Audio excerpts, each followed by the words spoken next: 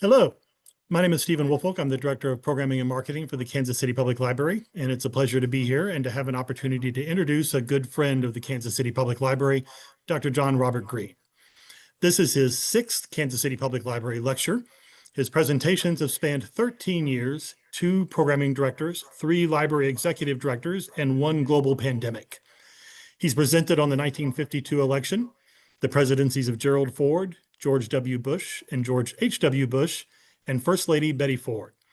Tonight, he turns his attention to Harry S. Truman in a discussion of his latest book, Little Helpers, Harry Vaughan, His Cronies, and Corruption in the Truman Administration.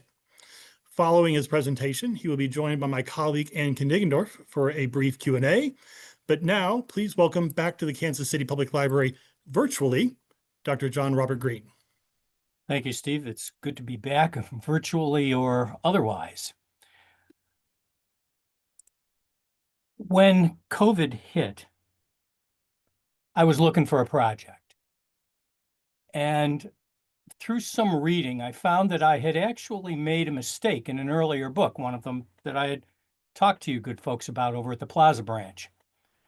And in that book, I said that a gentleman by the name of Harry Vaughan, here on your right, I'm sure you recognize the other Harry on your left, Harry Vaughan had been jailed for his role in what became known as the 5%er scandal.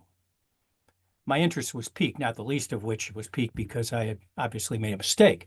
So I started doing some reading, which was good to do during the COVID pandemic. And that reading led me to Harry Vaughan's papers at the Truman Library. And I found that Vaughan's papers were incredibly rich, full of material, a material that I could get my hands on, thanks to the staff at the Truman Library during the pandemic. And the result was a combination biography of Harry Vaughan, and it's the first biography of Harry Vaughan, and a study of how Harry Truman handled scandal and corruption in his administration.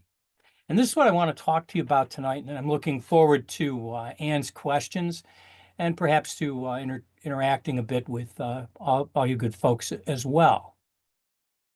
A little bit of background on Vaughan. He was born in Glasgow, Missouri in November of 1893. His family moved to St. Louis. He was a star center and lineman for the Central High School football team. Graduated in 1912. Attended Westminster College over in Fulton. A frat man and a football player. Affable and likable, a born salesman, a born schmoozer. Graduated in 1916 with a BA in chemical engineering. In July of 1917, he joined the Army Reserves. He actually joined the 1st Missouri Field Artillery National Guard, Battery A. And he spent much of that summer of 1917 chasing Pancho Villa around the Southwest. Then he reported to Fort Sill in Lawton, Oklahoma. And he quickly rose through the ranks, given his personality and his charm, and he rose to the rank of 2nd lieutenant. And there at Fort Sill, he met another 1st lieutenant. Harry Vaughan is on the left, Harry S. Truman is in the middle, and John Snyder is on the right. The story of how the two of them met is a wonderfully funny story that only could have happened to men in this particular type of situation, in this particular type of place. Both Vaughan and Truman served in France at the same time during World War I, although not together. Vaughan was a bona fide war hero, and he won the Silver Star, the French Croix de Guerre, and an Oak Leaf Cluster. Both men were discharged at the end of the war, and both became members of the Organized Reserve Corps, which met annually throughout the country. The Reserve Corps for Missouri usually met at Fort Riley, Kansas. This allowed both Harrys, Truman and Vaughan, to stay in very close touch throughout the 1920s. Vaughan was working then as a traveling salesman, and Truman was beginning his political career and his rise through the ranks of the Pendergast machine. Now, think for a moment of band of brothers mentality.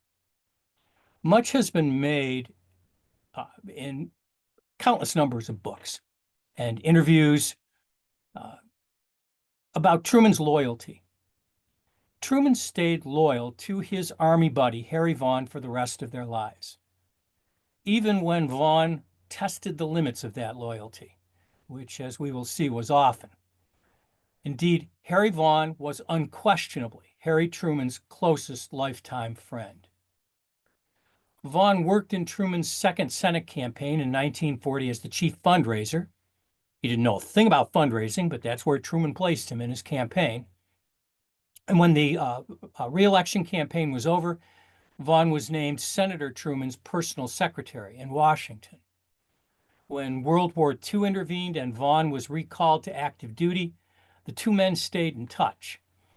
And there's a remarkable correspondence between the two of them.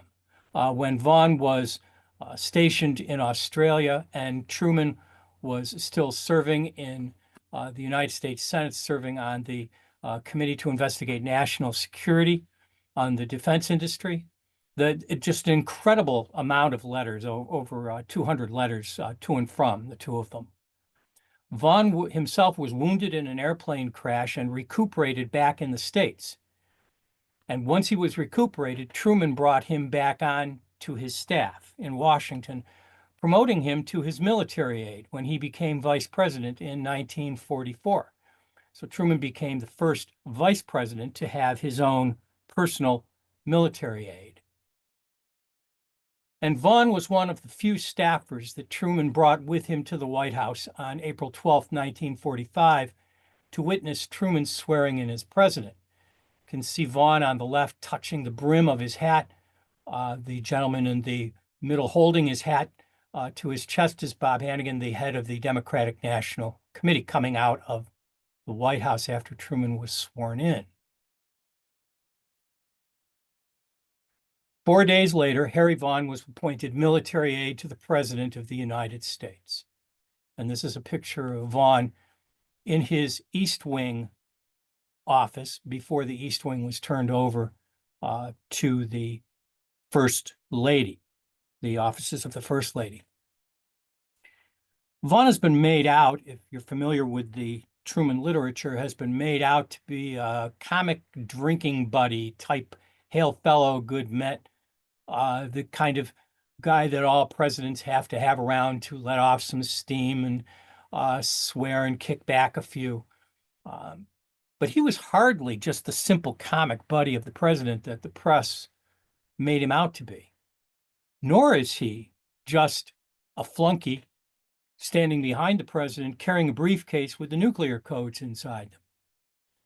Harry Vaughan, throughout Truman's presidency, was Truman's closest all-around advisor. He weighed in at virtually all the meetings. He controlled and created Harry Truman's schedule, personal and professional. He took care of all of Truman's official correspondence. All of it was of a highly sensitive and much, I found, confidential nature. He was Truman's liaison to J. Edgar Hoover and the FBI. This was just not a buddy to hang around on the Independence, the yacht, and have a few drinks. This was a key aide who Truman soon promoted, as you can see on his shoulders, to general. Now, he also had a big mouth, did Harry Vaughan. He was always ready with a quip, never passed by a reporter. He was a correspondent's dream. He would have something to say on virtually every subject at any time. The situation that Vaughan found himself in post-war America was perfect for a man on the make. Of the many areas of potential profit that World War II created, two interest us here. The first was war surplus. The War Assets Administration was an organization, a branch of the government that was set up to dispose of some $150 billion of wartime surplus material. I mean, there was a buck to be made here by unscrupulous people, getting the material cheap, selling it at a premium to retailers and black market privateers. I mean, that's just a photo of just a few of the motorcycles that were up for sale. The second area was wartime rationing, and this would be a bit, counterintuitive, except to remind you that wartime rationing was kept on by Truman for several years after VJ Day in an effort to control inflation. Businesses were willing to pay big bucks to anybody who would help them get higher allocations of ration goods that they needed to create their own products. Sugar was a huge one. Molasses was another. Needed sweeteners in virtually every domestically made product. So the opportunities for the unscrupulous to make a buck off of these quirks in the post-war economy were endless. If you could help somebody get into the war surplus business, help somebody adjust their rationing so that they could get more of goods, you were an important person. So let's meet the unscrupulous. Little is known about our first person in our narrative, Colonel James V. Hunt. He was born in Ontario, Canada, and we don't know much about his childhood. We just know that he lived in Chicago when he was drafted in 1942. And he was drafted as a lieutenant colonel with the Army Quartermaster Corps, which was responsible for getting all these goods that were going to be made available after the war. He knew where they all were and how to manipulate the system. After the war, he becomes a paid consultant for the War Assets Administration. So now he's in the perfect position to be able to find individuals to come in, buy all that surplus at a premium, and sell it at a huge profit, and he'd get a chunk of the action.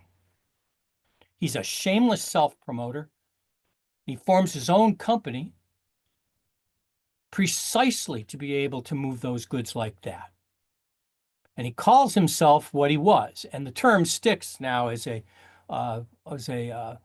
adjective that describes a particular type of person in Washington. He was a fixer. Now, to get people to see it his way, he needed muscle. The small-time hood made good. Johnny Maragon. Born in Greece, emigrated to Kansas City, settled in Kansas City's Athens neighborhood, worked as a kid in the Jefferson Hotel, the home of the Pendergast machine, and it was there that he mixed with the VIPs of Missouri politics and came to know and be an acquaintance with, at the time, Harry Truman. He got a job on the B&O Railroad as a young teenager, which allowed him to mix with VIPs coming and going to the Midwest from all points east. He may have very well have killed a Washington, D.C. cop and married his fiancée. Let's put him into some perspective here. As Truman's secretary, Vaughan made railroad arrangements for Truman and his family through Maragon. There's the entree to the White House. This small-time hood had a free pass. I want to say free pass. There wasn't a physical pass that was available, but he just simply had the free run of the White House in the first year of Truman's administration. He watched from a divan in the corner of the room as Harry Truman took the oath of office. So you've got a guy who wants to make money in Hunt. You've got a guy who, if they link up, and they will in a moment, in Maragon, who will help him get the people to move these goods.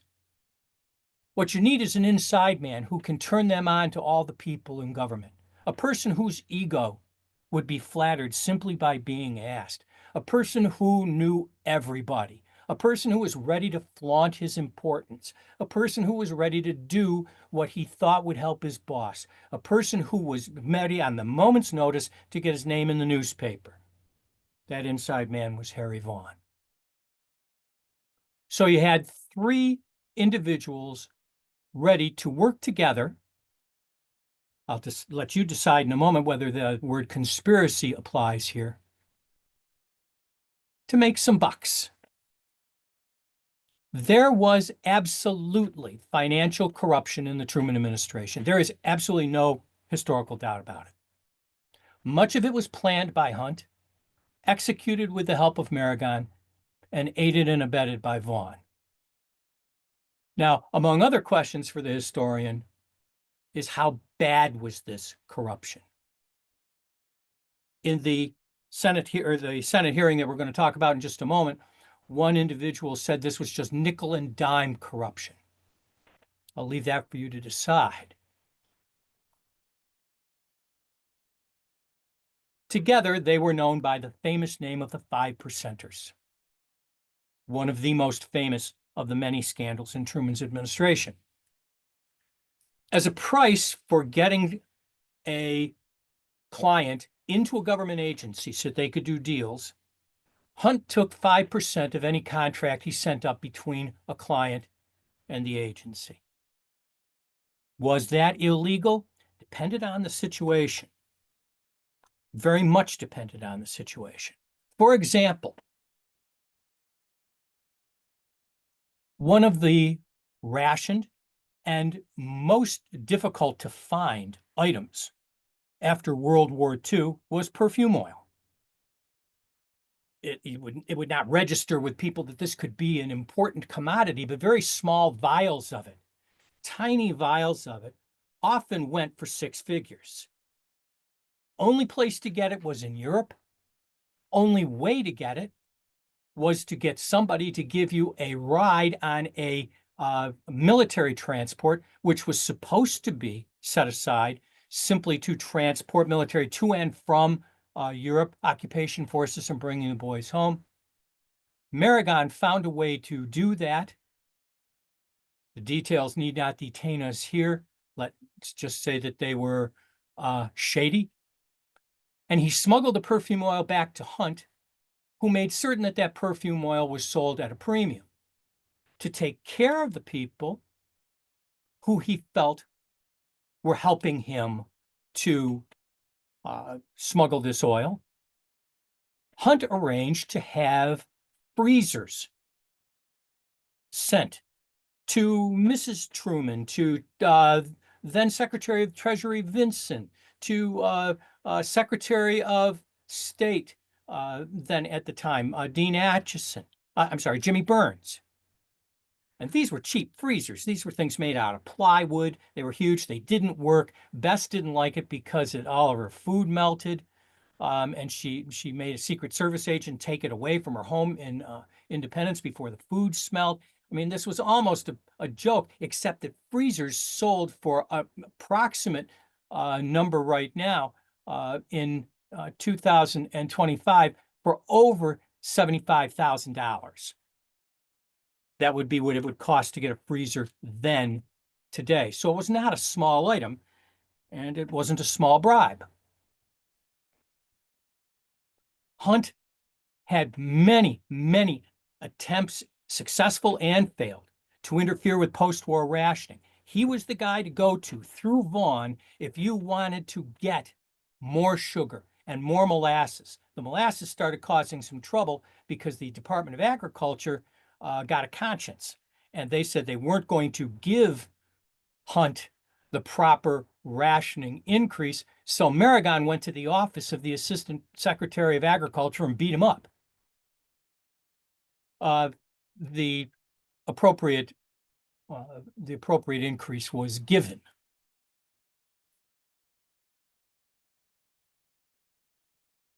All those goods that you saw, hundreds of thousands of dollars worth of material taken from the federal government through Hunt's contacts with the WAA, laundered, if you will, through to dealers who would then sell them at war surplus stores and to dealers throughout the country, to Ford, those motorcycles. Ford got a lot of these things.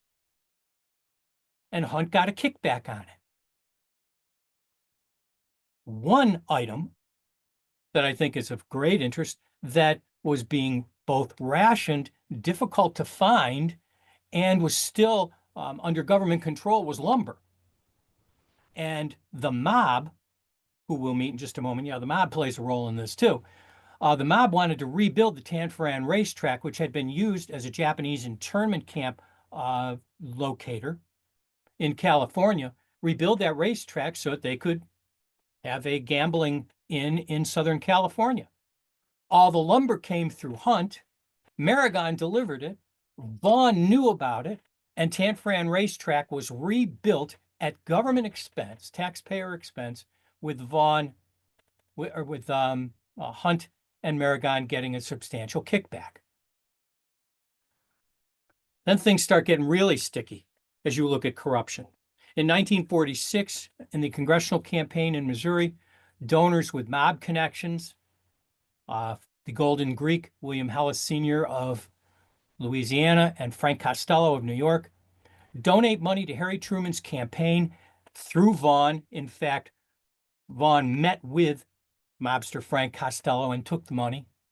And in return for those donations, which helped defeat Roger Slaughter, an individual that Harry Truman really wanted to defeat, he was the congressman in his district, Vaughan very well may have served as the conduit in Washington for the parole of a convicted felon, a friend of Hellas and a friend of Costello, a guy by the name of Robert Gould of Cincinnati. And they got him with a get out of jail free card. Now you can decide whether you look at that slide and is this really corruption? I mean, we've been Watergated and we have been corrupted and to death just over the past 3 decades. And this does look small by comparison. Not in 1946, and not when it made it into the press. Drew Pearson, radio and newspaper investigative reporter of some note and part-time blowhard, was the first one to start writing about corruption in the Truman administration. I mean, Hunt and Maragon and Vaughan were not quiet about or subtle about their profiteering. In many cases, they flaunted it. This wasn't a hard story for Pearson to get, and he latched onto it for a couple of months. The legitimate press, if you will, latched onto it in the late spring of 1949. The New York Herald Tribune set up a sting operation where a reporter went to Hunt to actually offer him a contract for 5% of whatever he would make after being set up with a Washington surplus lumber dealer. And Hunt, I mean, this is kind of the gang that couldn't shoot straight. Hunt signed the contract and gave it to this gentleman. He didn't know he was a reporter, but gave it to the reporter. He writes a story, and now it's front page news. The 5%ers making this money on the side, and oops, there's a guy in the White House, and oops, there's a small-time hood, makes front page news in 1949. Congress, it was only a matter of time before Congress figured out that they better do something, or they at least should be seen to do something. They couldn't ignore these profiteers in and out of government. And in a very odd irony, the investigation into all of this was assigned to Truman's old committee, the Truman Committee that had investigated the National Defense Program. It now went by another name, and it was, of course, chaired by someone else, renamed and reconstituted, and chaired by Clyde Hoey on the right, a very cautious, a very conservative, urbane Southerner. Note his wingtip collar there in the picture. He's also openly racist, but he wasn't a Dixiecrat. He stayed loyal to Truman in 1948. Truman knew that he would go slow with this investigation.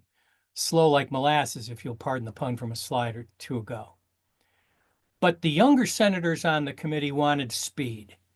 For some, it was their first time in the limelight. On the left, soon to be a conservative red baiter from the state of North Dakota, Carl Mundt. Margaret Chase Smith, looking for her first moment in the national spotlight, Republican from Maine. But most importantly, this is where one young senator, one first-term senator, saw what could happen if an investigation run by a congressional committee captured the public imagination. Joe McCarthy's service on the Hoey Committee is all but ignored by McCarthy's biographers.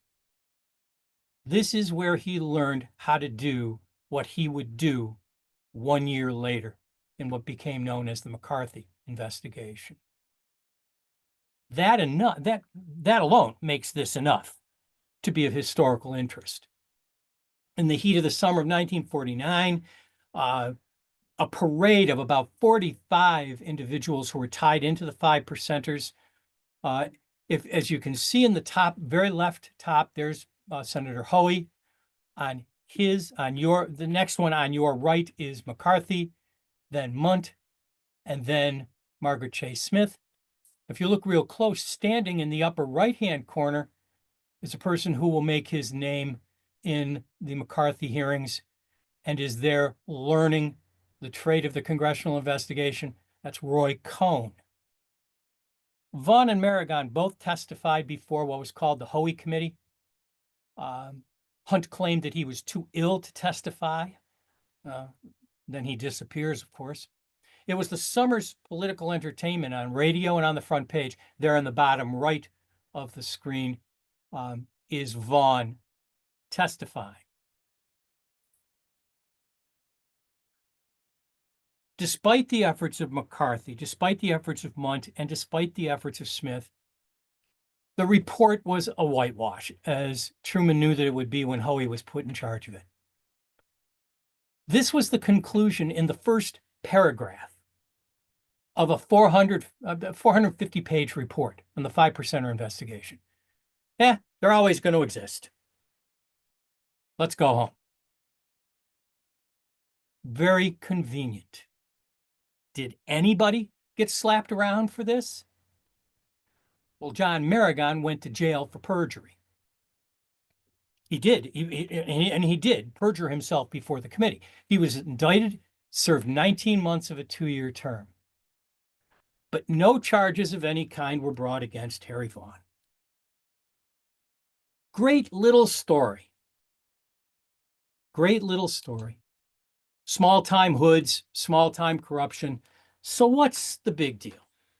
What's the big deal for a historian to spend 2 years writing a book about it and contend to you here tonight that it was important?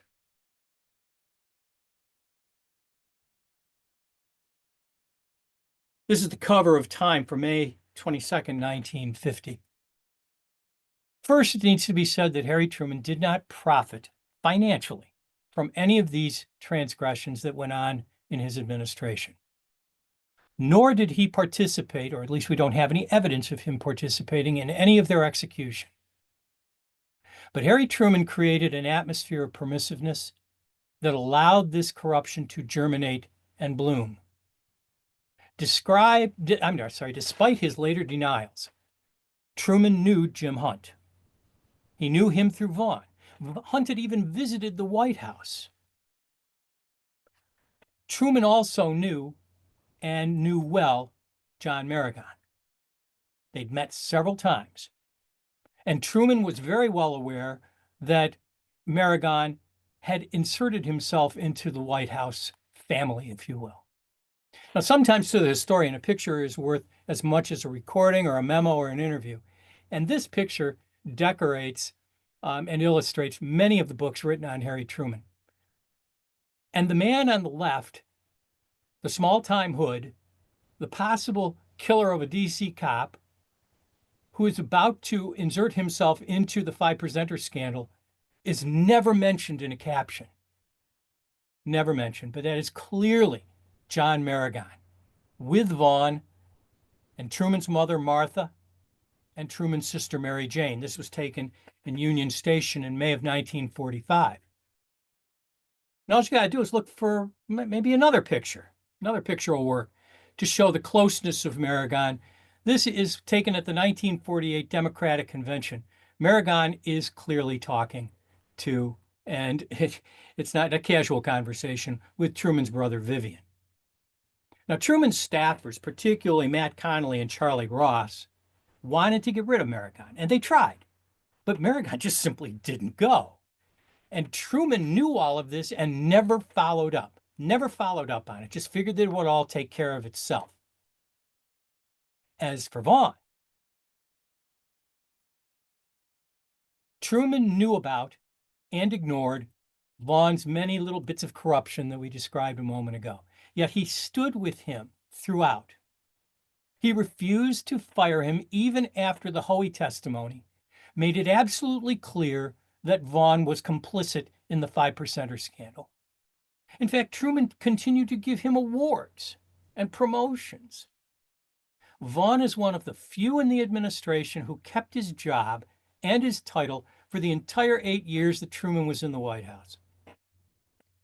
The story of Harry Vaughan and his cronies says some things, I think, that are particularly unflattering about Harry Truman.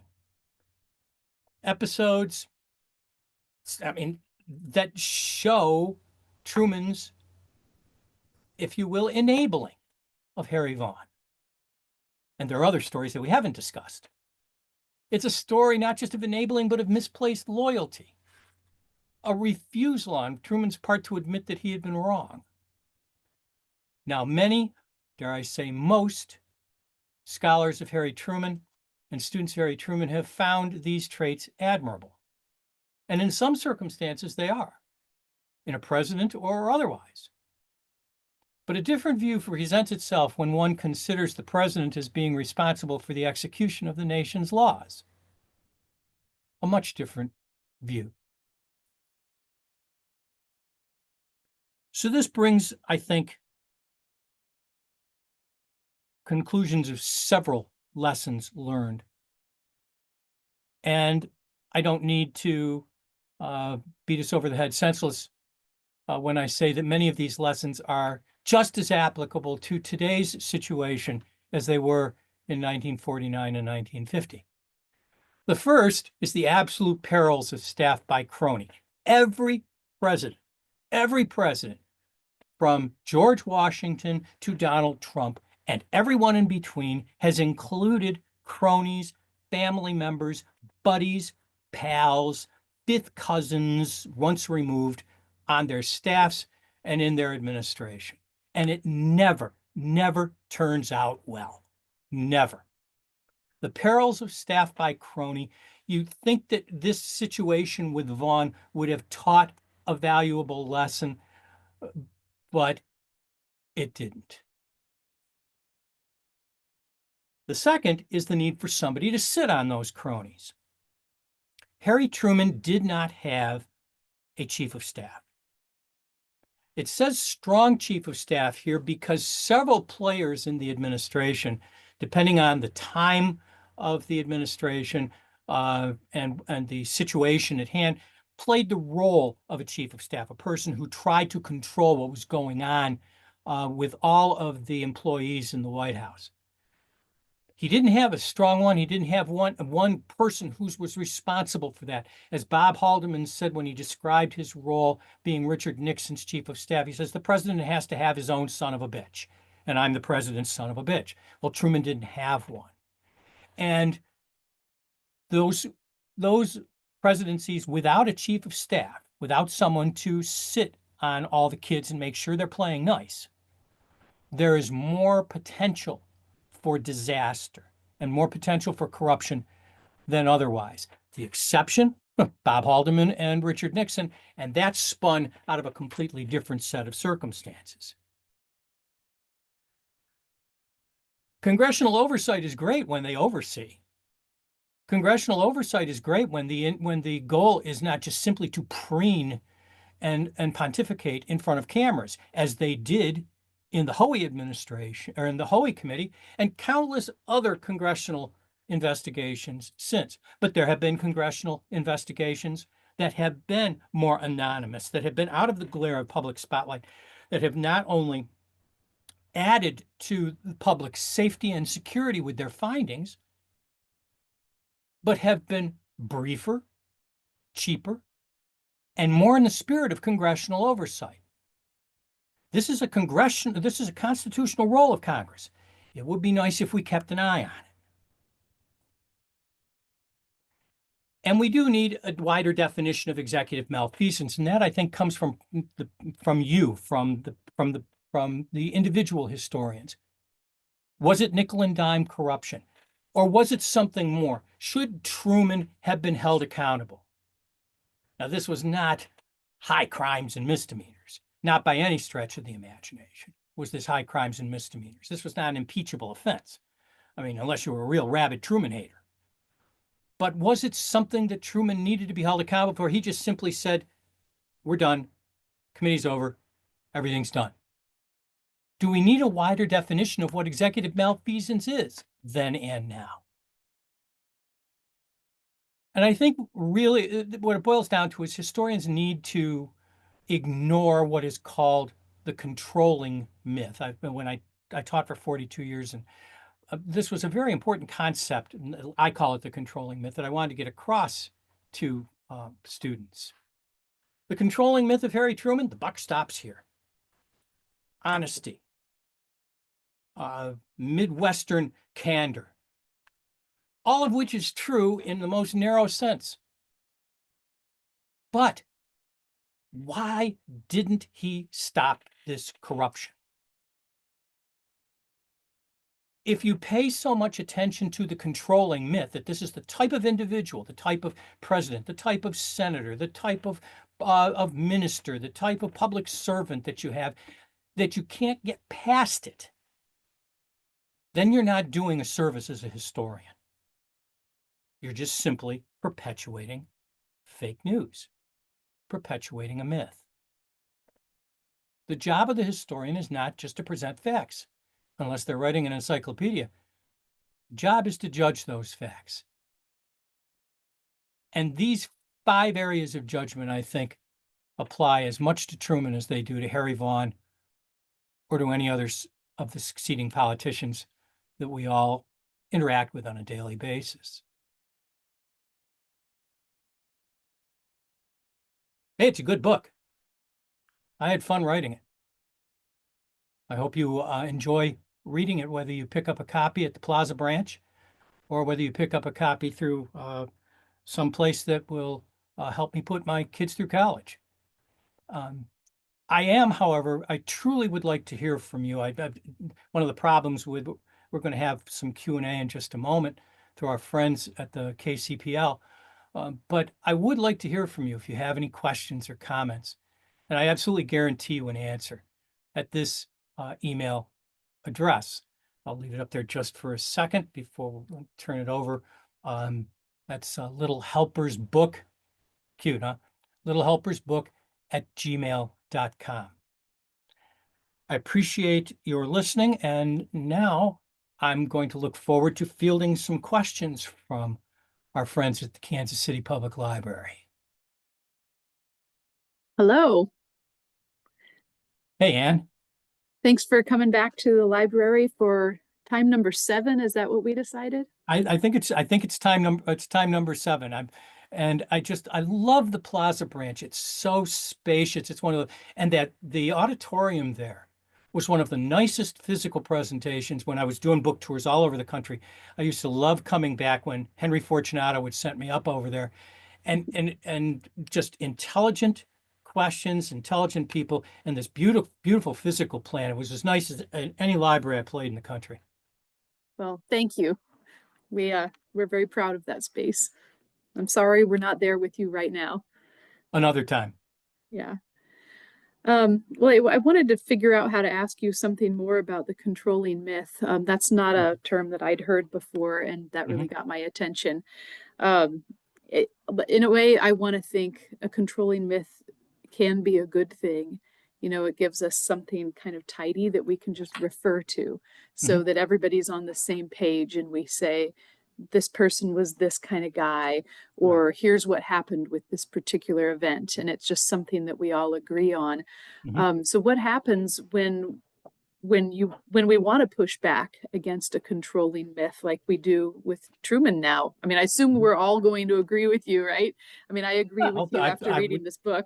After picking up and reading the book, which makes for, great Father's Day giving, I would hope that people would agree. but you bring up an interesting point. When do you stop? Let me word it this way.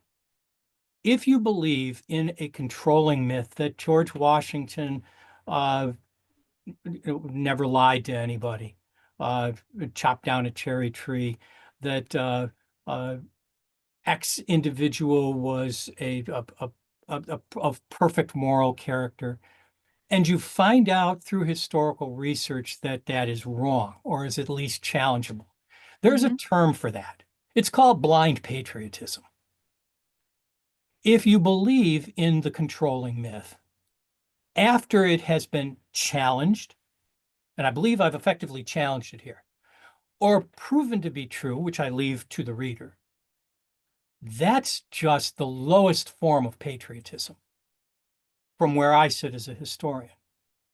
Now, I should not, as a historian, go out and be, and sometimes people spit this word out, revisionist, and just grab a hold of somebody and say, well, Dwight Eisenhower was an evil individual. He spit fire and killed children and that type of thing, just simply to sell books, or simply to show up on sites like this. That's revisionist history at its lowest form. To your point, exactly to your point, sometimes we need controlling myths. Father Abraham jumps to mind as a controlling myth during the Civil War that was necessary to help hold the North together. It can be challenged. Abraham Lincoln's morality and veracity can be challenged on any number of levels, and historians who you've had at the Kansas City Public Library have done this. But at that moment, we had to believe that Franklin Roosevelt had a halo, for example. That Lyndon Johnson was perfect for the moment on November 22nd, 1963 at 4:00 in the afternoon. But historians don't do their best work in real time. Truman says, and I believe I quote him in the book, that nobody's going to understand about my administration until it's 50 years down the road. Well, Harry, love you. It's 50 years down the road.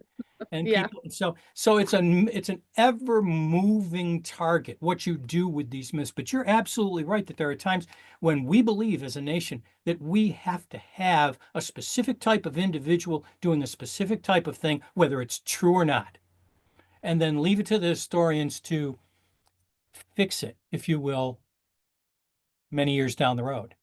It's funny to hear you say blind patriotism, since so much of this book is about blind loyalty. Yes. And it seems like that's really they have to be akin, kind of, right? Well, they're both blind. They're both blind. Yeah. So I went back and forth trying to understand if this book was really about blind or misplaced loyalty, or if it was really about abuse of power. And I think that's a toss-up. I think it's equal parts both. I remember when I was first going through the review process, you don't just send a book into a publisher and then they look at it and say, great, let's fix the grammar and we'll print it. As I'm sure your readers know, this goes through a pretty rigorous review process.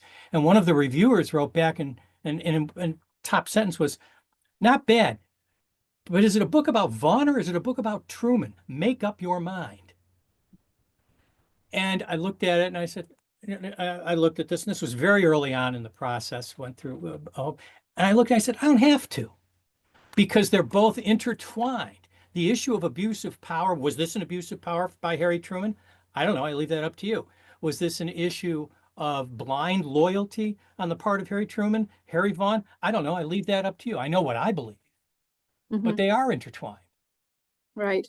And speaking of being intertwined too, you mentioned that when Truman wrote his memoir, he left Vaughan out more or less. And, that's so strange to me too, since they were like best friends and they were best professional colleagues. I don't know if there's such a thing as a best colleague. No, they were best friends. They were best friends. Their wives were close. These guys would have gone to Delaware Avenue and in Independence, sat on the front porch and had a drink together. I mean, Mhm. these were, and that's why I think Vaughan was essentially missed by historians, because historians felt that was the only role that Vaughan played, Mhm. that he was But Harry why? Truman's best buddy. Mhm. But he was much more than that. But I think the answer to why Vaughan was not in Truman's memoir, nor and did I expect him to be, was that this would be an admission that what Vaughan did was of some substantive importance that Harry Truman did nothing about. Just as important as missing Harry Vaughan was the fact that the five percenters merited one sentence in Truman's memoirs. And Mhm. that was just to blow it off. And Truman dealt with it interestingly. He said, everybody did it. They were all over Washington. Everybody did it. So if he was to raise Harry Vaughan, if I mean, how do you handle those moments? How do you handle those moments as a president? How did Gerald Ford handle the pardon in his memoir? How did Bill Clinton handle Monica in his memoir? I mean, it's a very touchy area because your publisher wants you to do the dirt because that's going to sell the book, but you don't Mhm. want to give it legitimacy. Right, I, and that I, almost seems more criminal than anything else Truman did to me, that he didn't acknowledge, or he did no more than acknowledge him. there's an interesting coda to that too. And for those of you who are watching this and work at the Truman Library, feel free to correct me if I'm a little off base here. But if I understand that Truman wrote the first volume of the memoir, which was on 1 year of his presidency. And then he got into a contractual deal or a contractual problem, and he had to give them the rest of the memoirs. So the second volume, which was even slightly smaller than the first, was the other 7 years of his presidency, all in one volume. So he probably had to figure out what to cut out of there. Wasn't Okay. particularly well written. Um, you've you've written about both Presidents Bush and the Uh-oh. Fords and the Nixons. Do you find that you're drawn to a particular leadership characteristic, or is there some commonality? Like, why? How did you Uh, choose this group of people? Adding in Truman now. Well, leave Truman out of it. For years, people thought that I was only writing about Republicans, so I had to be a Republican, which I'm not. I'm neither Republican nor Democrat. I think all scholars should be political agnostics. But people would stop me and just say, "Well, which Republican are you going to write about now?" And I remembered somebody I was telling them in a Zoom conference that I was writing about Truman. And they said, "You don't know anything about Harry Truman. You only write about Republicans." And I said, "Well, I can read the sources." The type is actually comes out of my upbringing. I just turned 70. And so I was of the generation when we studied American history, we were studying the history of dead, rich, powerful white guys. And I don't walk away from this. I'm not ashamed. I was drawn to that as a young kid, to the biographies of the presidents. And so I found myself writing about and had my teaching affected by what a president would do and what a president would say. I'm not a political scientist. Um, I couldn't tell you all the names of the offices of the executive office of the White House, but I know where to find it. I'm more interested in what the men did, and the men and women who challenged them as well. I guess what holds them together, Ann, is that I like writing about, you know, lifestyles of the rich and famous and powerful. I get that's just me. Okay, so there wasn't some particular thing. I always look for themes when I No, read. I don't think so. Okay. Although I was stuck in Watergate for quite a while. Then I was writing about histories of colleges and universities, and then I was got involved with one Bush. It there is something else happening here too. They're all linked by their collections at the libraries, the presidential Hmm. libraries. If Okay. you study about George H.W. Bush, you know where to go to get the stuff for W. If you study about um, uh, Jerry Ford, then you know how to get to the material about his wife from a biography on her. Then you go from Eisenhower to Truman. It wasn't the first time I'd written about Truman. From Eisenhower to Nixon to, you know, it's they're all linked together in the sources. Okay. Less Well, that work, makes sense. Okay. less work Okay. in libraries. Yeah, it was just handy. That's why you did it. It was just convenient. Well, it was really that's why this was so good Yeah. during the pandemic, because the staff, and if they're watching, I thank you again and again and again, Xeroxed material like crazy out of Vaughan's papers and sent it on to me so that I did not have to travel to Independence, which is a fabulous library and a wonderful staff. I've used it many, many times, but I'm just not traveling during the pandemic. And if you know what to look for, that really helps. So who knows what the next book will be? Who knows? Mm, So the situation that developed in the Truman administration exposed a failure in our system of checks and balances, it looks like. What yes, changed after the 5%ers trial as far as that was concerned? nothing. Nothing at all? Nothing at all. Let's see. Didn't we just try to impeach a president 2 or 3 or 20 times and it didn't work? Um, let's see. Haven't we had scandals like the Keating 5 scandal, the post office scandal, the relationship between the Congress and Vietnam? No, it did not. And that was part of what I meant when I started talking about the issue of congressional oversight. It hasn't changed. Congressmen, members, first task now, most important task is to preen before the Klieg lights, and to get the right tweet out, and to get the right TikTok video out, and to get the right clip on television news if you still watch television news. Okay. That Well, hasn't changed a bit. all right. Well, I'm pretty sad to hear that, because I keep feeling like I want to be able to rely on congressional oversight today, and I guess I'll have to just stop wishing for that. Unless we no longer have divided government. Hmm. I think the only time that you're going to get effective presidential oversight, remember, Truman was operating with a majority Democrat at the time. That's why Hoey was in charge.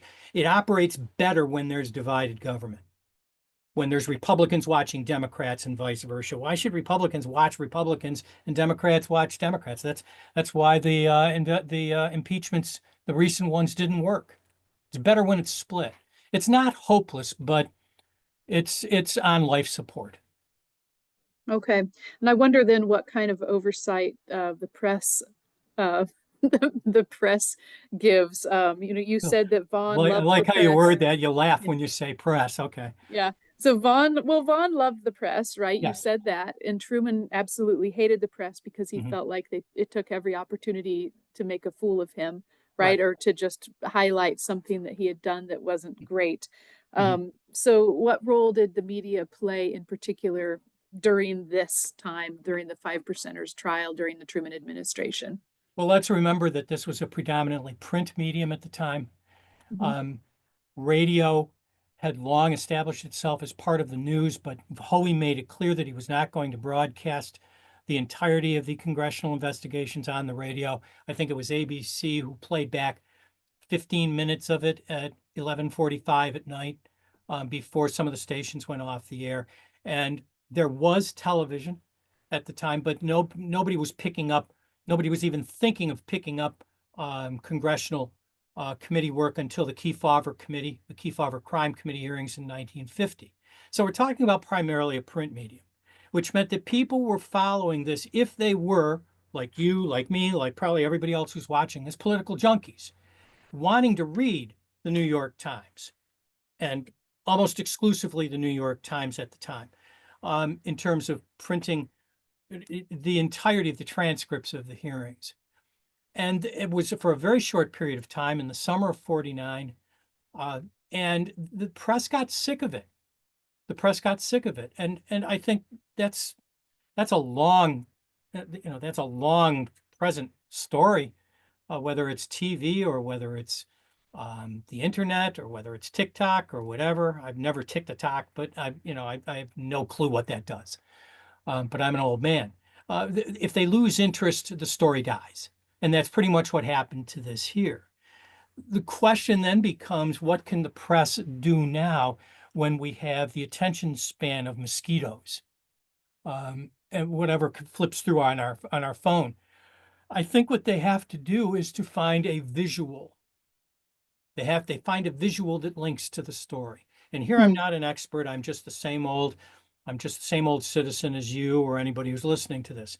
It seems to me that if there is a visual, and there wasn't in the Hoey scandal, just watching an overweight general sit back, with a cigar in his mouth and Harry Vaughan, that was cute, but it wasn't going to keep people. You have to have a visual, moving visual that will keep people's interest in a political story. And you can think of many examples just in the past 2 months of moving stories where the visual is more important than any words that are said.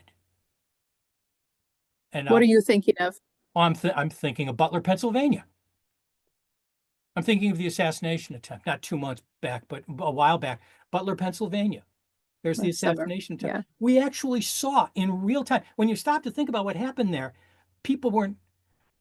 The Zapruder film exists, and we still can't figure out who killed Kennedy. We've seen still pictures of all of the major political assassinations over time. We saw Donald Trump get hit inches from his brain with a bullet, and replayed. And that story has a life of its own. Because I submit to you that Pulitzer Prize winning, now as of 2 days ago, the Pulitzer Prize winning picture from the New York Times reporter. It has to be visual. It's a completely different world. Newspapers didn't die because they were unprofitable. Newspapers died because they were unprofitable because people had long since stopped reading them. Mm-hmm. Okay, so you mentioned that it's been more than 50 years since Truman's death, and and that he said himself that it takes 50 years to stop and evaluate someone appropriately. So why is this the time to dive deeper into what happened during his administration? Well, it was time to write this book because I needed a project. In terms of the subject matter, I don't want to hang too much of a hat on this. Okay. But I might as well say what I know is on people's minds. I'm certainly not being presumptuous in reading yours, but a lot of people thought that I wrote this book because of Trump. A lot of people thought that I wrote this book because we have been living, even through the Biden presidency, with a story of scandal for the past 12 years. And this would resonate. I can only say once that was not the reason for writing the book, but I found myself as I was writing this book thinking, as I would read my newspaper and then sit down to a writing session, think it's all happening again. And what's happened before. I've written on Watergate. I've written on Iran-Contra. I've written on Filegate. I've written on Monica Gate. I've written on the Pentagon Papers. It's all happening again.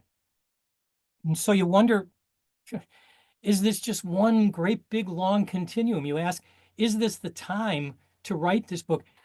I'll turn the tables on you and say, is there ever going to be a moment when there's not going to be a scandal? Is there ever going to be a moment when there's not going to be something like this prevailing in our minds? And say, I know scholars who think that the unifying thematic theme to American history since World War II has been the theme of scandal. And there's certainly something to be said for that. No presidential administration has escaped it. So was it time to move back to the controlling myths, to people who say, he was just so good? Nothing happened of really bad substance. There was a IRS problem, an RTC problem, but Truman got through it because he was basically an honest Midwestern Missourian. It just felt like the time was right to say, not so much.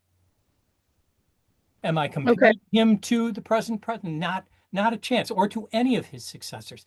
Every presidency is unique, and people who try to compare, and this one is number 14 on the scale, and this one's number 28 on the, it's just a parlor game for rookies. He stands on his own, Truman did, and I think he comes up short in this regard. That made me think about cronyism again, too. And this is probably going to be the last question, but just thinking about, you said there's every administration has people with their friends and their fifth cousins, what do you say, once removed, involved in their presidencies. And that seems to also be the best way to get around those checks and balances, right? Yes. So is there any way to get away from that, or is this another thing about not having two parties? I Is don't that think the you answer can. again? No, I don't think that you can. I don't think that you can get away, get around it, because we have an elected executive and we have an appointed executive. The president and the vice president are the only two individuals in an executive office of 26,000 people who are elected. From that point on, they are dealing with appointed individuals in their administration. Now, a goodly number of them are approved by the Senate, but you don't often find somebody putting up their sixth cousin first removed to a position that needs confirmation by the Senate. They would never get through it. They end up in the War Assets Administration. They end up the president's secretary, who doesn't need confirmation by the Senate. They end up in all these areas that don't need Senate confirmation. The shadow presidency, to borrow the term of a very good scholar of the 1940s. Since that's not going away anytime soon, cronyism will still be there. That's where you put your family. That's where you put your friends, where you can't touch. They can't be impeached because they're not confirmed by the Senate. Everybody says impeach this person, impeach that person. If they're not confirmed by the Senate, they're not impeachable. Does that mean that they shouldn't be fired? That Truman shouldn't have fired Vaughan? Of course not. But they're pretty much bulletproof. So until that changes, and it's not gonna, the only ones who are really on the firing line are the ones who are, well, shall we say, national security advisors who were bumped up to the United Nations, and moved on in that way. So it's I don't think that it's going to happen. All right. And then just to go back to Vaughan one more time, it's amazing that he even volunteered to step down at one point, and Truman still said, "No, you're not going anywhere." And that really does seem like blind loyalty. And I've got to tell you, Ann, I read that. That is exactly what Vaughan did. I don't know whether Vaughan did it out of patriotism or whether he did it. You go to your boss and say, "I quit," but in the back of your mind, I'm indispensable. I know you're not going to fire me. So I can stand up to you and I can do the right thing, but I know I'm still going to have my job in the morning. I really think it was more like that, but I couldn't prove that for $1 million. No, there's okay. All right. Well, it's been so great talking to you, and thank you so much for coming back for time number 7 here. And we look forward to your next book about something. I'm looking forward to seeing again and again. Please, if you're still with us, shoot me an email and tell me what you think. All right. Thanks so much.